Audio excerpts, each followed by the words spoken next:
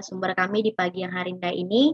Dan selamat tahun baru juga bagi kita yang merayakan. Semoga kita diberikan kesehatan dan kebahagiaan di tahun ini. Sebelum kita mulai sesi wawancaranya, saya selaku moderator di pagi hari ini ingin memperkenalkan diri terlebih dahulu. Perkenalkan Bu, nama saya Sifrayani Poliliati Katarosi Jabat, dan nama teman-teman yang bersama saya ada Desi Natasha, ada Junika Seventina, dan juga ada Eva Asi Tumanggor. Kami dari mahasiswa Fakultas Psikologi Universitas Medan Area. Kami di sini ingin mengajukan beberapa pertanyaan mengenai masalah pelanggaran psikologi kepada Ibu. Guna untuk memenuhi tugas perkuliahan kami, Bu, yaitu mata kuliah Kode Etik Psikologi, Bu. Apakah Ibu bersedia? Iya, bersedia. Baik, Bu. Terima kasih untuk ketersediaannya. Kami juga ingin meminta izin, Bu, untuk melakukan recording dan juga screenshot guna menjadi bukti dan juga dokumentasi pada pagi hari ini yang akan kami upload ke YouTube, Bu. Apakah Ibu mengizinkan? Oke, silakan. Baik, Bu. Terima kasih. Langsung saja kami akan memasuki sesi wawancaranya, Bu. Sebelum ke inti pertanyaannya, Bu, apakah boleh Ibu menceritakan sedikit latar belakang Ibu dan juga identitas pribadi Ibu? Baik, perkenalkan nama saya Saira, MPC Psikolog. Untuk saat ini saya bertempat tinggal di Medan Johor di Jalan Karya Wisata di Komplek Gria Wisata Indah, Blok G 288 gitu. Kemudian kalau dari pendidikan, saya berasal dari Jawa. Di tahun 2009 saya lulus untuk sarjana psikologi itu dari Universitas Muhammadiyah Malang. Kemudian saya lanjutkan untuk mengambil profesinya, jadi magister profesi psikologi, dan lulus di tahun 2012 masih sama di Universitas Muhammadiyah Malang, gitu ya, tepatnya di Jawa Timur, di Malang di Jawa Timur, seperti itu. Kemudian begitu saya lulus di tahun 2012 itu, saya mendapatkan dua. Yang pertama ijazah kemagisteran saya, kemudian saya juga mendapat SIPP, Surat Izin Praktek Psikologi. Ya, itulah yang membedakan untuk S2 Magister Psikologi dengan Magister Profesi Psikologi, begitu.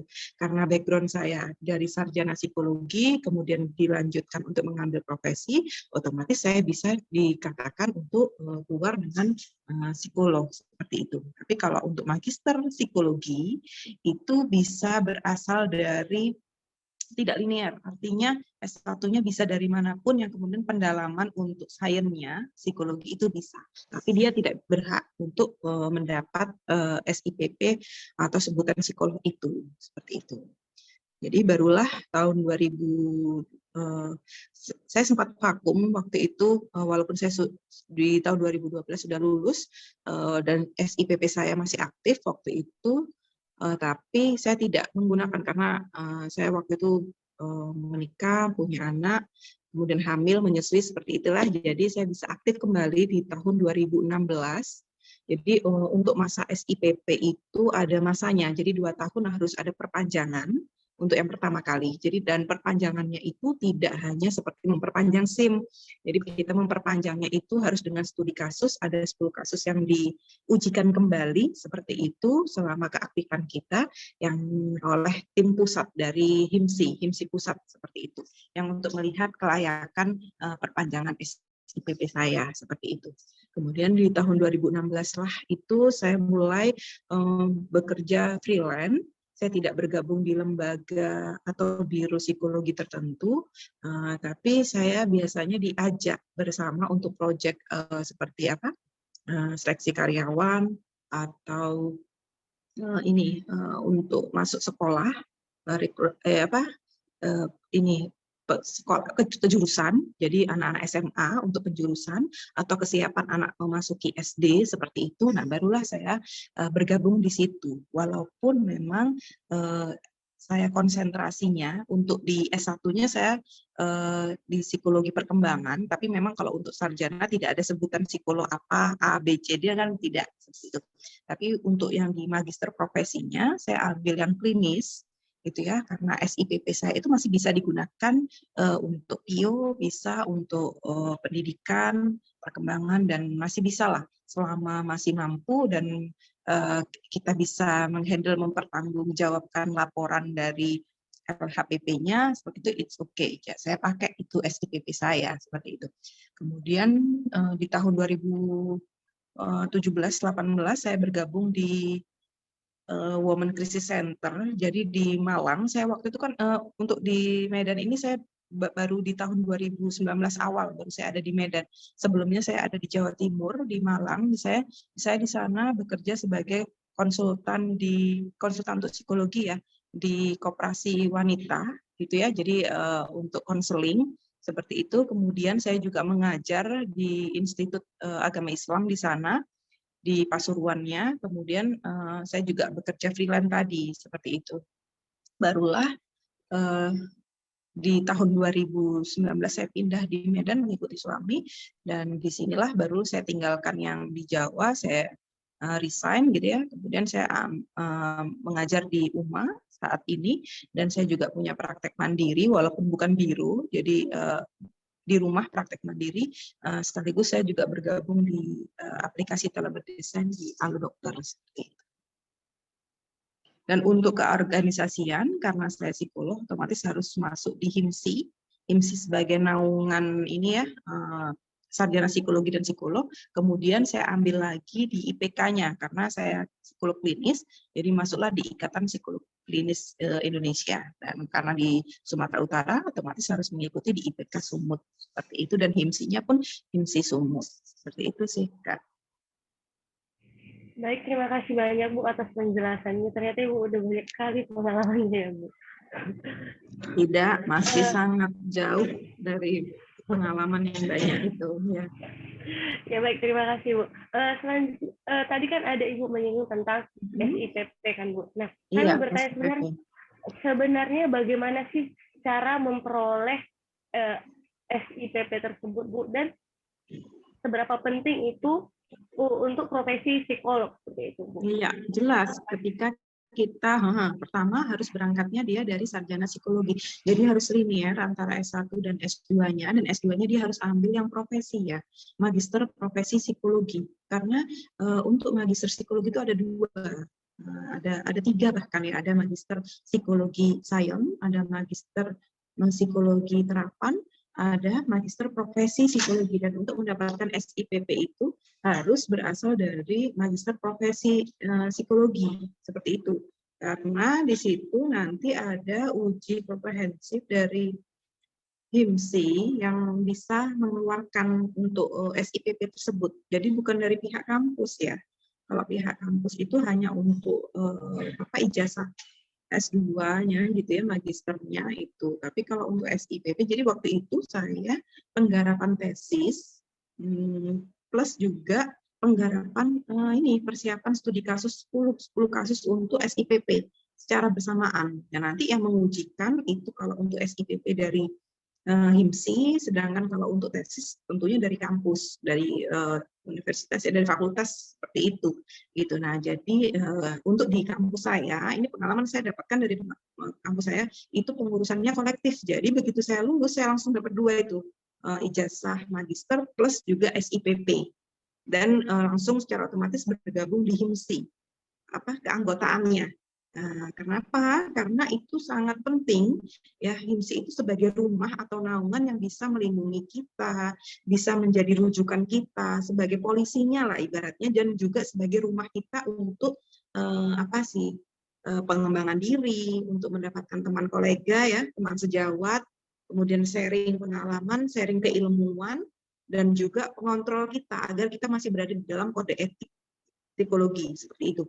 Karena begitu kita melakukan praktek psikologi untuk hanya untuk konseling saja ya. Jadi walaupun misalnya sebutkan itu bisa untuk konseling itu bisa tidak hanya dari psikolog sih sebenarnya kan, kayak guru atau dari bimbingan konseling itu enggak apa-apa, tidak masalah gitu ya. Tapi kalau untuk legal untuk psikolog sampai mengeluarkan laporan, interpretasi alat tes itu, maka dibutuhkan SIPP tadi yang aktif, dan itulah yang untuk melihat kualitas dan juga legal. Kita ada nomor SIPP-nya, itulah yang bisa terbaca apakah kita masih aktif dan apakah kita legal di dalam psikolog itu.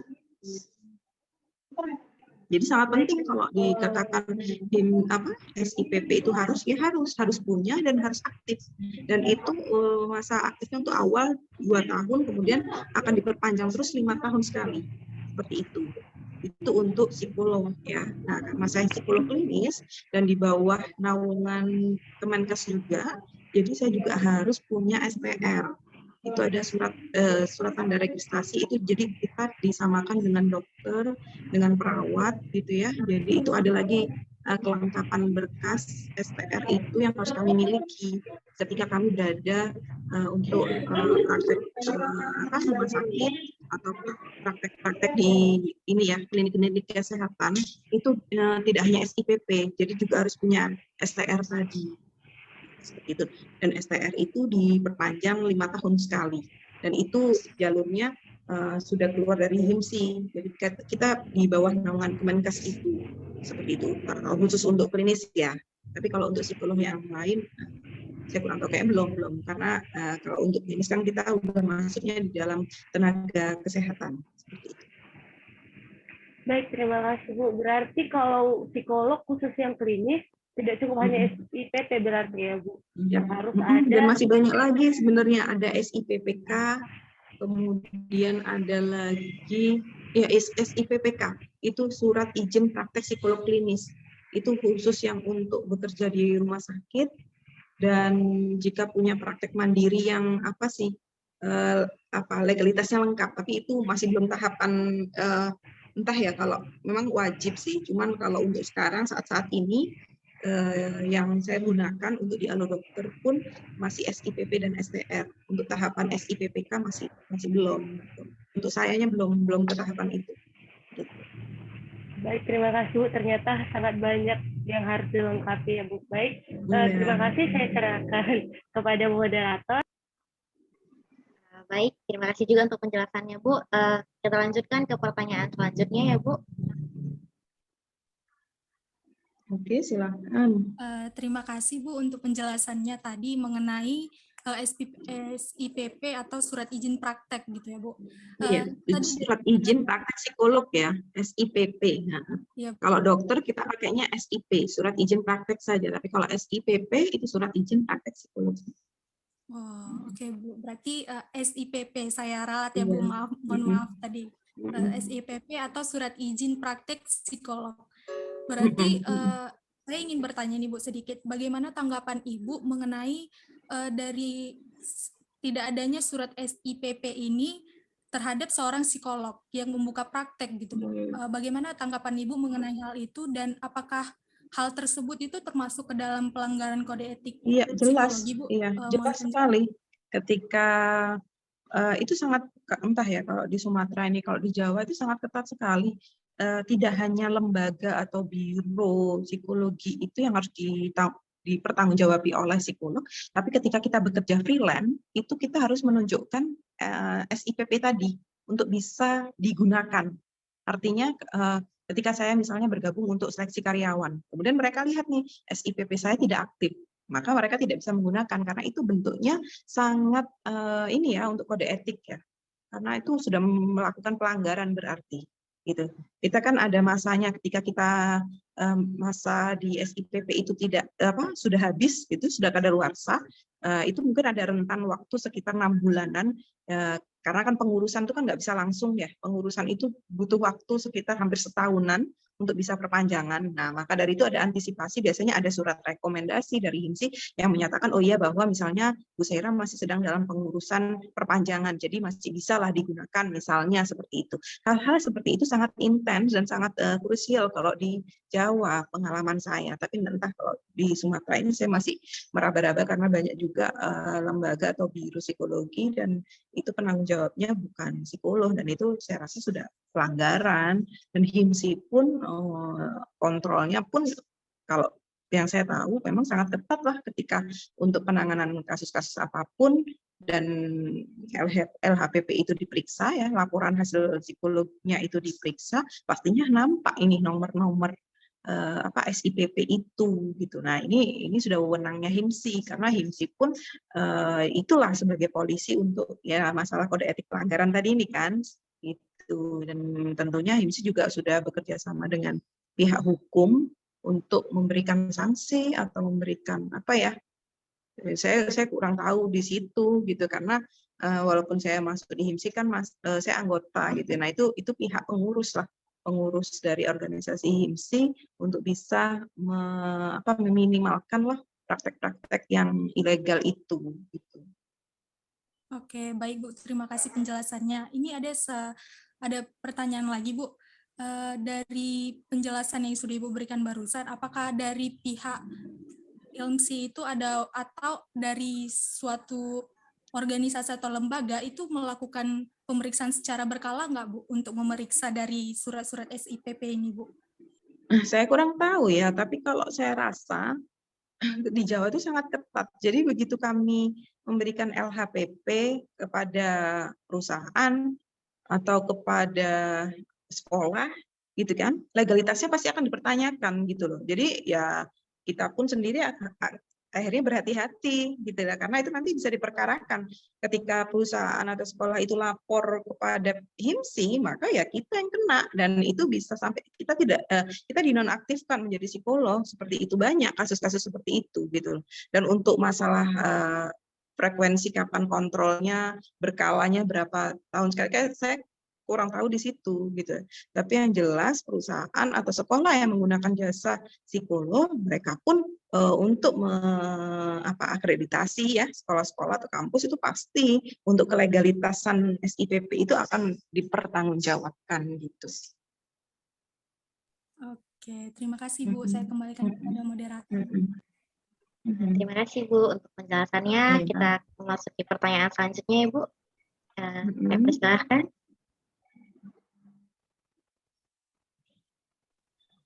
Baik Bu, tadi saya ingin bertanya kalau misalnya PP itu kan berlaku 5 tahun ya Bu, Ibu bilang. Iya, yang pertama 2 tahun. Jadi begitu lulus, saya tahun 2012, itu di tahun 2015 awal sudah mati. Sudah kadaluarsa, harus diperpanjang tuh 5 tahun nanti gitu. Iya, tadi kan Ibu juga ada cerita kalau misalnya Ibu memperpanjang gitu kan. Nah, kalau boleh nggak sih Bu kalau membuka praktek, tapi ini suratnya itu udah nggak berlaku lagi SIPP-nya.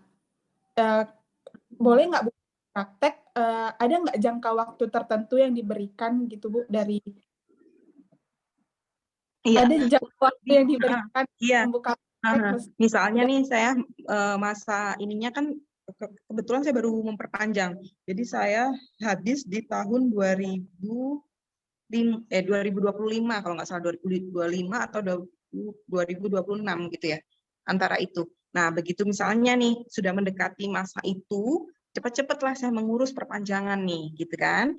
Nanti dari pihak HIMSI misalnya, karena saya masih tetap melakukan praktek kan, kayak di Halo Dokter, kemudian di praktek mandiri. Nah, mungkin bisa jadi ada surat surat rekomendasi yang menyatakan bahwa saya ini masih dalam pengurusan. Jadi setidaknya ada toleransi, mungkin sekitar 6 bulan dari masa kadaluarsa itu masih bisa lah dikategorikan aktif tadi gitu. Itu nanti ada wewenang sendiri tuh. Kayaknya itu sangat penting untuk berada di dalam naungan HIMSI itu, karena itulah untuk bertanya, kemudian sharing agar kita tidak salah jalur, agar kita tidak sampai melakukan pelanggaran nih, gitu kan? Karena ya namanya untuk praktek kan bisa tiap hari, gitu kan? Kalau kita nggak lihat sama kayak SIM gitu loh, SIM A, SIM C gitu kan, kalau udah tinggal sedikit sudah mulai ini ada warning, ayo cepat memperpanjang gitu kan. Nah, sama di SIPP ini juga seperti SIPP, STR, saya pun sudah mulai warning bahwa kalau sudah di masanya kurang setahun lagi, udahlah mulai persiapan untuk mengumpulkan kasus, untuk membuat laporannya, dan sampai nanti diujikan dari pihak himsinya seperti itu gitu loh. Dan itu selama kita masih berada di dalam koridor aturan-aturan himsi, maka tidak ada masalah sih kalau saya rasa. Misalnya ketika kita dalam pengurusan ternyata masanya sudah lewat nih, tapi kan pihak himsi sudah melihat, oh ini Bu Saira sedang melakukan pengurusan nih, jadi masih bisa dipakai. Baik Bu, tadi kan Ibu bilang jangka itu dikasih 6 bulan. Jika dalam waktu Kira-kira saya kurang pasti. Untuk pastinya saya kurang tahu. Entah itu setiap wilayah berbeda-beda, itu juga saya kurang tahu untuk pastinya. Jadi mungkin perkiraan saya ada rentang waktu lah, beberapa bulan begitu untuk bisa tetap sementara digunakan gitu. Baik Bu, jika misalnya dalam jangka waktu yang lama, namun tetap diurus, bagaimana Bu?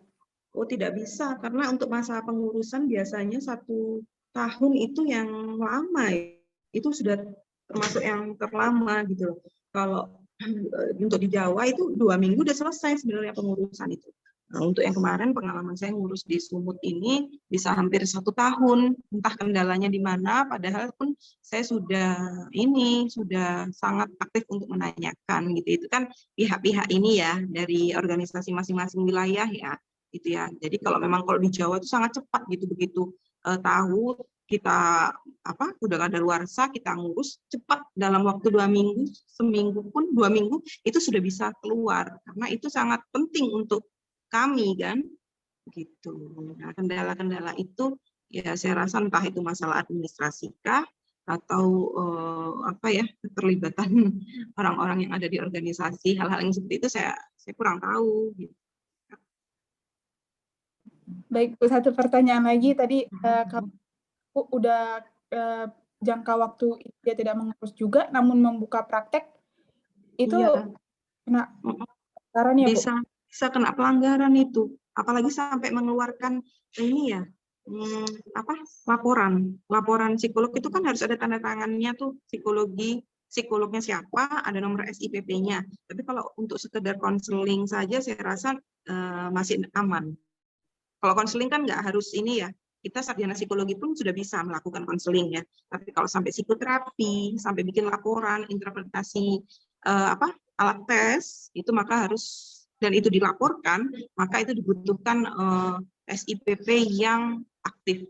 Gitu. Tapi kalau untuk sekedar mengajar misalnya nih, kan kalau untuk mengajar kan tidak perlu SIPP aktif kan. Untuk saya misalnya dosen psikologi itu tidak memerlukan SIPP aktif, itu kita memberikan edukasi, memberikan konseling misalnya kepada mahasiswa atau mengajarkan tentang interpretasi alat tes, itu tidak masalah.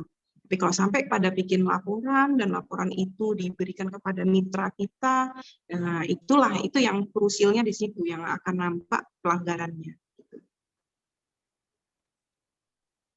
Baik Bu, terima kasih penjelasannya. Okay. Saya kembalikan ke moderator. Terima kasih ya Bu. Kita lanjut ke pertanyaan selanjutnya. Ya, persilakan. Baik, terima kasih moderator. Selanjutnya kami mau tanya nih Bu, selama Ibu menjadi seorang psikolog, pernah nggak sih Ibu melihat secara langsung pelanggaran kode etik, pelanggaran psikologi di lingkungan Ibu, di lingkungan psikolog atau di lingkungan pendidikan? Terima kasih Bu. Ya, kalau itu sih ya pastinya ada ya teman-teman sejawat yang melakukan paling simpel aja melakukan prosedur tes psikotes tapi tidak sesuai dengan prosedur aslinya. Itu saja sudah melakukan pelanggaran gitu ya. Belum lagi yang ternyata dia hanya menyantumkan nama psikolog tanpa ada SIPP tadi atau ketidaklinearan dalam sekolahnya, pendidikannya seperti itu, kemudian sampai kepada manipulasi di hasil laporan ya, karena memihak pada salah satu klien seperti itu, hal-hal seperti itu ya, walaupun secara tidak langsung ya, artinya ada omongan-omongan gitu ya, ya sering mendapati gitu ya, tapi nah itulah bukan wewenang saya gitu ya, tapi paling tidak dengan begitu bisa menjadikan informasi kepada HIMSI Jadi ibaratnya bukan mengkambing hitamkan, tapi paling tidak kita bisa menginformasikan itu kepada pihak HIMSI wilayah tentunya untuk melakukan melakukan pemeriksaan ulang. Takutnya kan ya kalau cuma dari omongan-omongan saja kan belum tahu kebenarannya seperti itu. Jadi biarlah pihak HIMSI yang berwenang untuk melakukan pemeriksaan lebih lanjut seperti itu. Tapi kita berhak untuk melaporkan gitu ya sebagai anggota, kita sebagai penjaga juga sih sebenarnya anggota-anggota HIMSI itu juga bisa saling mengingatkan. Setidaknya dengan mengingatkan terlebih dahulu secara kekeluargaan itu lebih bijaksana sih. Nanti selanjutnya jika memang dirasa itu tidak mampu, maka ya memang harus secara hukum, maksudnya laporlah ke HIMSI, nanti biar pihak HIMSI yang melakukan pemeriksaan gitu sih. Baik, terima kasih Bu. Seperti yang Ibu katakan, kami di sini kan ada beberapa mau jadi psikolog juga kan. Gimana sih saran dari Ibu? Kami nanti jadi psikolog. Kami lihat kasus nyata Bu. Kira-kira cara menyikapinya atau kami menindak apakah harus diam saja atau bagaimana Bu sebaiknya? Ya itu makanya pertama diingatkan dulu ya.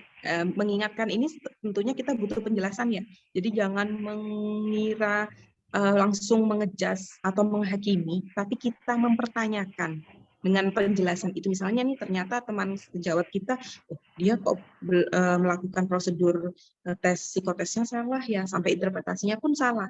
Nah, kita dekati kalau misalnya kita mau bantu ya, artinya kita tanyakan pemahaman dia seperti apa. Mungkin kan dengan berbagai macam pendidikan yang berbeda-beda itu membuat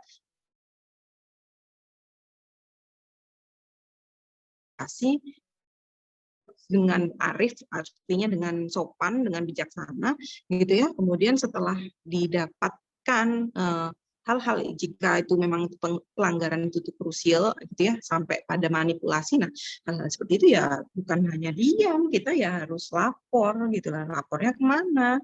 Ya ke pihak HIMSI, seperti itu yang sebagai polisi tadi. Nah, itulah untuk bisa menjaga kualitas sih sebenarnya sangat. Makanya kenapa perpanjangan SIPP itu tidak sama seperti memperpanjang SIM, karena hal-hal seperti itu melihat kualitas kita, melihat pemahaman kita, gitu ya, sampai kepada pengembangan diri. Karena untuk SIPP itu tidak hanya membuat laporan kasus, tapi juga melihat seberapa pendidikan non formal yang kita ikuti itu juga harus berkala, gitu loh. Seperti apa seminar-seminar, gitu ya, atau workshop, pelatihan-pelatihan yang untuk meningkatkan pengembangan diri kita itu juga masuk di dalam syarat ketika pengurusan SIPP seperti itu Kak. Dan itu saya rasa sangat sangat sebagai penjaga buat kita. Jadi dengan SIPP itu ada itu secara tidak langsung pihak HIMSI sudah melakukan screening secara berkala, pemeriksaan berkala dengan kita, gitu ya. Kemudian apalagi untuk di klinis gitu ya akan sulit karena juga ada STR yang juga harus mendapatkan perhatian karena juga itu 5 tahun perpanjangannya juga apa saja dalam 5 tahun itu yang kamu lakukan itu juga terrekod dan itu yang akan menjadi rujukan mereka untuk memberikan izin kita perpanjangan 5 tahun ke depannya. Nah, hal-hal itu saja sih saya rasa jika mengikuti aturan semuanya, insya Allah masih terjaga kok kita berada di koridor yang sama. Makanya pentingnya kayak kan ada grup WA, grup Telegram. Nah, disitulah kita saling sharing, saling mengingatkan, yaitu untuk kebermaslahatan bersama. Baik, terima kasih. Baik, terima kasih Bu. Satu pertanyaan lagi ya Bu. Seperti yang Ibu katakan tadi, semua yang dilakukan itu terekor. Berarti setiap kali psikolog itu misalnya melakukan mulai dari konseling juga ya Bu, atau konseling, tes, psikoterapi, semua itu harus dilaporkan ya Bu? Ada laporannya, jadi kami kasih khusus untuk kayak menghitung, kayak kalian kalau kuliah menghitung SKS gitu loh. Jadi kalau sudah sampai, misalnya kalau udah 110 SKS kan udah bisa skripsi, seperti itu kan.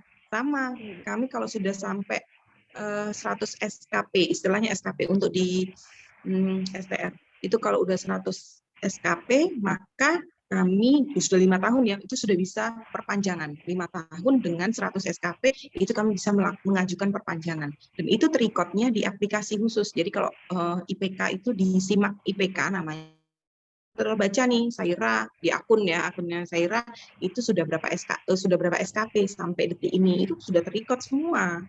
Makanya itu kita harus aktif memang, nggak bisa hanya sekedar apa ya, misalnya nih saya dipakai oleh perusahaan untuk melakukan tes psikologi gitu ya, psikotes gitu ya. Nah hasil laporannya itu bisa dimasukkan di dalam SIMAK IPK itu. Nah nanti dari situ akan terbaca dari mereka, terikotnya itu di situ, hasil-hasil laporannya, LHPP-nya itu.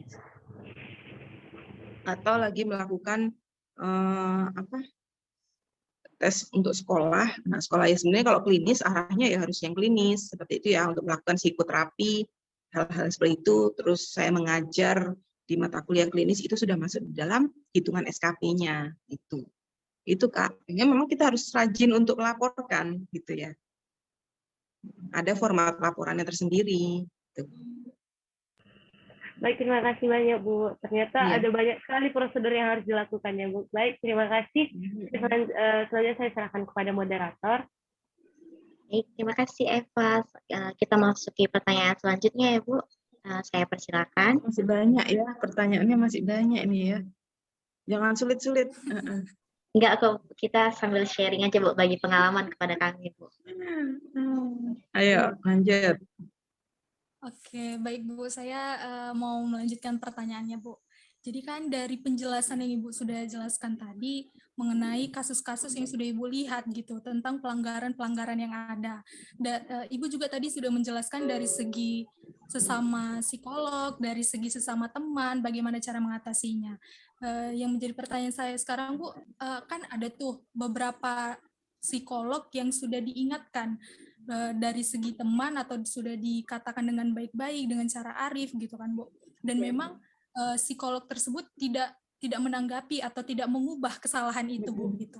Jadi kan Ibu katakan tadi berarti memang sudah harus dilanjutkan secara hukum gitu Bu. Karena memang itu tindakan yang tidak baik gitu dan bisa juga merusak nama baik dari psikolog-psikolog lainnya gitu Bu. Jadi menurut Ibu nih, dari pendapat Ibu, untuk tindakan-tindakan seperti itu dari Ibu sendiri harus menempatkan diri yang kemana gitu Bu, harus menunjukkan sikap yang seperti apa, dan juga kalau memang harus dilanjutkan ke tindak hukum, apakah Ibu menjadi salah satu bagian, menjadi salah seorang psikolog yang mengambil bagian untuk menyelesaikan pelanggaran itu? Boleh bagi? Tidak, saya belum saat ini belum masuk di dalam apa ya sebagai polisinya itu ya, karena saya hanya sebagai anggota di HIMSI gitu ya, bukan pengurus intinya seperti itu.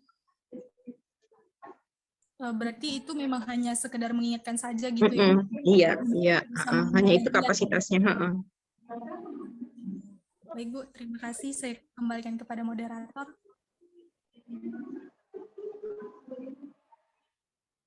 Oke, baik. Kita masuki pertanyaan selanjutnya ya Bu. Saya persilakan untuk yang ingin bertanya. Iya Bu, tadi kan dari pertanyaan teman saya sebelumnya kan menurut pandangan dari Iya, kalau menurut pandangan dari psikologi sendiri itu gimana ya Bu? Jadi untuk pribadi seorang psikolog itu kenapa harus matang terlebih dahulu? Harus pribadi yang sehat, pribadi yang baik. Kenapa? Karena kita belajar psikologi itu bukan untuk orang lain pada intinya. Sebenarnya belajar psikologi itu untuk diri kita dulu, gitu ya. Ketika diri kita sudah dikatakan matang dan siap, maka barulah bisa membantu orang lain. Bagaimana kita mau membantu orang lain jika diri kita sendiri perlu bantuan, dalam arti yaitu tadi kematangan tentang proses kejujuran, proses pendewasaan itu sangat penting gitu ya, apalagi dalam menjaga keprofesian tadi. Itu sih Kak. Jadi ya memang balik lagi ya, bukan salah pendidikannya atau bukan salah profesinya, tapi lebih kepada pribadi masing-masing gitu sih kalau saya melihatnya. Baik, Bu. Terima kasih. Saya kembalikan ke moderator. Oke, baik. Terima kasih, Bu. Saya sebagai moderator ingin bertanya juga nih, Bu. Itu kan tadi dari pandangan pribadi Ibu dan juga pandangan sebagai seorang psikologi juga ya, Bu. Nah, kalau dia secara organisasi nih, Bu, untuk menanggapi hal-hal pelanggaran itu tata caranya ataupun proseduralnya itu seperti apa ya, Bu? Maksudnya cara melaporkannya gitu. Cara melaporkan dan cara menanggapi ya, Bu, menanggapi dari pelanggaran yang dilakukan dari psikolog tadi itu gitu, Bu. Sebenarnya kan dengan adanya grup WA itu sangat mempermudah ya. Kita kan tahu siapa bagian-bagian untuk pengurusan itu. Kita tahu pengurus intinya siapa. Kita bisa melakukan laporan walaupun secara tidak formal ya. Artinya cukup dengan mencat atau kita bicara langsung, kira-kira Bu ini ada pelanggaran yang saya rasa itu pelanggaran dan perlu pemeriksaan ulang seperti itu ya, boleh-boleh aja sih Kak. Nanti biar dari pihak wilayah, pihak HIMSI wilayah yang akan bertindak, dan itu bukan kapasitas saya lagi kalau sudah seperti itu gitu. Dan ada beberapa yang sedang proses hukum ya, yang saya tahu ini ada beberapa nih teman-teman sejawat juga sedang melakukan pemeriksaan. Itu sih. Jadi lebih kepada kekeluargaan ya. Jadi sudah ada sinyal-sinyal dirasa ini sudah pelanggaran, cepat-cepat lah kita bisa mempertanyakan itu kepada pihak HIMSI gitu ya, agar HIMSI nanti yang menindaklanjuti. Kalau itu bukan kapasitas saya lagi gitu Kak. Kalau untuk prosedurnya ya sudah saya serahkan kepada pihak HIMSI. Saya kurang tahu itu gitu, bagaimana nanti harus lapor, entah dari pihak HIMSI harus lapor ke polisi atau ke bagian hukum yang apa, saya tidak tahu itu. Nah gini Bu, jadi Ibu kan di HIMSI hanya sebagai anggota ya tadi Bu, berarti iya. Ibu belum, maaf sebentar ya Iya. Bu, baterai saya loh. Iya. Jadi Bu, Ibu di HIMSI apakah pernah nih Bu dalam menangani sih saya bilang menangani kasus-kasus pelanggaran, atau sampai sekarang itu Ibu hanya mendengar dari orang-orang sekitar yang ada di dalam anggota intinya gitu Bu? Iya, kalau saya sih cuma hanya mendengar saja sih, apalagi saya kan penduduk baru di Sumut gitu ya. Jadi masih banyak belajar, artinya penyesuaian adaptasi dengan budaya juga, dengan orang-orangnya itu kan juga sangat penting, dan juga saya lebih fokus pada diri saya sendiri sih, perbaikan untuk diri saya. Jadi saya lebih tidak banyak ibaratnya tidak mengurusi orang lain itu. Dan jika memang dirasa itu sudah ada, kita tahulah kapasitas kita masing-masing. Di batasan manakah kita bisa bertindak lebih lanjut gitu, atau sampai sebatas itu cukup pelaporan. Nanti masalah pelaporan ini ditindaklanjuti atau tidak ya itu sudah bukan wewenang saya lagi. Itu Kak. Kalau hanya teman sejawat ya mungkin saling mengingatkan. Sudah cukup sampai situ kapasitas saya untuk saat ini. Baik Bu, terima kasih. Kita masuki pertanyaan selanjutnya Bu. Untuk teman-teman yang ingin bertanya, saya persilahkan. Ini untuk pertanyaan terakhir ya Bu. Apa sih yang bisa kita lakukan Bu untuk mencegah pelanggaran itu terjadi di profesi psikolog maupun di profesi lainnya gitu Bu? Apa yang bisa kita lakukan? Iya. Terima kasih. Yang pertama dengan adanya jadi dengan adanya mata kuliah kode etik psikologi di dalam mata kuliah psikologi ya, di Fakultas Psikologi, di semua Fakultas Psikologi saya rasa pasti semua sangat urgent untuk mata kuliah ini gitu. Kenapa diberikan? Itu sebenarnya sebagai bentuk preventif untuk menanggulangi berbagai macam pelanggaran. Tidak hanya menjadi seorang psikolog, tapi menjadi sarjana psikologi saja itu sudah ada yang mengatur gitu ya. Ketika kita lulus menjadi sarjana psikologi, itu hal-hal apa saja yang diperbolehkan dan hal-hal apa saja yang tidak diperbolehkan. Jadi kita sudah tahu kapasitasnya per masing-masing itu dengan adanya mata kuliah ini seperti itu. Yang pertama itu sebagai bentuk preventif. Kemudian yang kedua juga dengan adanya kita aktif masuk di dalam suatu organisasi, apalagi organisasi HIMSI ya, untuk psikologinya khususnya, ya itu akan memberikan pengetahuan kepada kita hal-hal apa saja. Jadi saling mengingatkan dengan adanya kita bergabung di HIMSI itu saling mengingatkan, saling berbagi, saling sharing apapun itu, entah itu berkaitan dengan pengembangan diri, dengan keilmuan, bahkan sampai kepada kode etik itu akan terus terjaga, gitu sih. Jadi apa ya, dengan kita ini tidak merasa sendiri, kita bersama-sama gitu loh. Dengan kita bergabung di organisasi, dengan kita menggunakan keilmuan kita itu akan jadikan kita menjadi lebih wise ya, lebih bijaksana dalam menyikapi hal-hal yang ada di sekitaran kita, mendewasakan diri kita, dan juga akan menambah keilmuan secara, karena belajar itu tidak hanya berhenti sampai di pendidikan, oh ya sudah S2, oh ya sudah psikolog, sudah berhenti, tidak. Belajar itu akan terus dan perbaikan diri itu juga harus terus dilakukan sampai seumur hayat kita, gitu sih. Ya Bu, terima kasih untuk penjelasannya Bu. Tadi itu untuk pertanyaan terakhir kita. Semoga yang Ibu paparkan, pengalaman yang Ibu ceritakan bisa menjadi pembelajaran untuk kami, mahasiswa nanti yang akan menjadi seorang psikolog juga ya Bu. Terima kasih untuk hari ini Bu. Terima kasih juga untuk waktunya. Kami mahasiswi psikologi mengucapkan banyak terima kasih untuk waktu yang diluangkan Bu. Saya akhiri wawancara kita siang hari ini. Terima kasih Ibu, selamat siang. Selamat salam siang, sehat ya Ibu. Terima kasih banyak ya Bu. Ya Bu. Sehat ya, sukses selalu. Ya Bu. Amin Ibu.